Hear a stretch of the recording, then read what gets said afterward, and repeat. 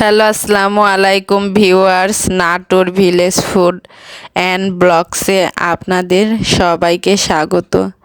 আশা করি আপনারা সবাই ভালো আছেন। আমিও আলহামদুলিল্লাহ ভালো আছি। আজকে আপনাদের মাঝে তালের বড়ার রেসিপি নিয়ে আপনাদের মাঝে উপস্থিত হয়েছি।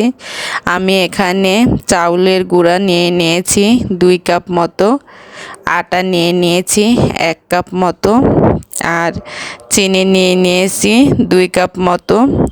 আপনারা চিনিটা মিষ্টি যেমন পছন্দ করেন, কেউ মিষ্টি বেশি খান, কেউ হয়তো কম খান, আপনাদের পছন্দ মতো নিয়ে নেবেন।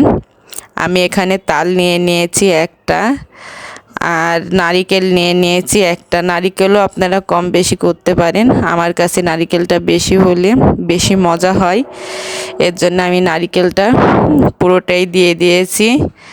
এবার আটাগুলো সুন্দর করে মেখে 1 ঘন্টার মতো রেখে দেবেন।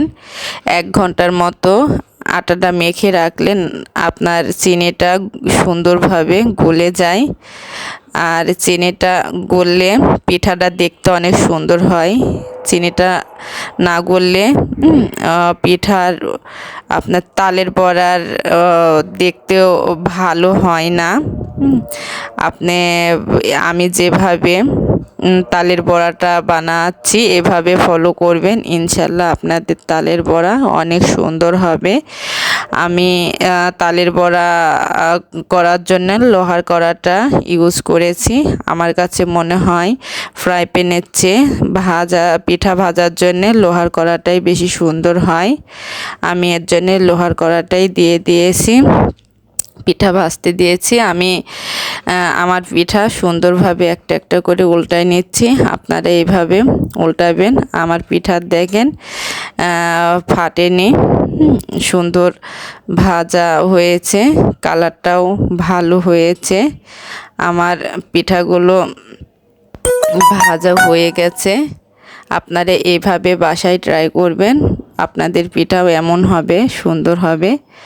আমার পিঠাটা হয়ে গেছে। তেলটা ভালো করে পিঠা থেকে ছাইকে নেবেন। এভাবে পিঠার কালারটা অনেক সুন্দর এসেছে দেখেন। আপনারা এমনভাবে বানাবেন, আপনাদের পিঠা আমার মতোই হবে। আমার এই বড়ার রেসিপি ভালো লাগলে আমার চ্যানেলটা সাবস্ক্রাইব করবেন, লাইক করবেন, কমেন্টস করবেন, বেশি বেশি শেয়ার করবেন, আর বেল বাটনটা চাপবেন। আসসালামু আলাইকুম।